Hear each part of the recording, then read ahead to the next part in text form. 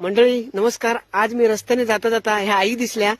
तुमचं नाव सांगा आई. यमुना बुद्ध्या गावीत हा, यमुना बुद्ध्या गावीत. गाव कोणतं तुमचं? धानोशी. धानोशी. आणि हे तुम्हाला कोणी सांगितलं औषध? पहिल्याच पिढीपासून ती लोक वापरायची, मग नाही ते आम्हाला हो, पण फरक निश्चित पडतो. पडतो ना. हा, तर त्यांच्या हातात हे वनस्पती होती म्हणून मी विचारलं त्यांना काय आहे. तर हे काय आहे आई सांगा बरं. हे लाजाळू आहे हे. म्हणजे जंगली का? हा, जंगली. बरं याचा उपयोग काय? याचा उपयोग आपण खोकला झाला, घसा दुखला तर ते सुकवून चुरून भुगा करून असा सिधाच्या पानात विडी करायची न ओढायची. ओढायचा म्हणजे दूर आत गेला पाहिजे, त्याने तो घसा बरा होणार. तर बघा मंडळी, हे आपल्या ग्रामीण भागातल्या महिलांना हे खूप ज्ञान पूर्वीपासून आहे.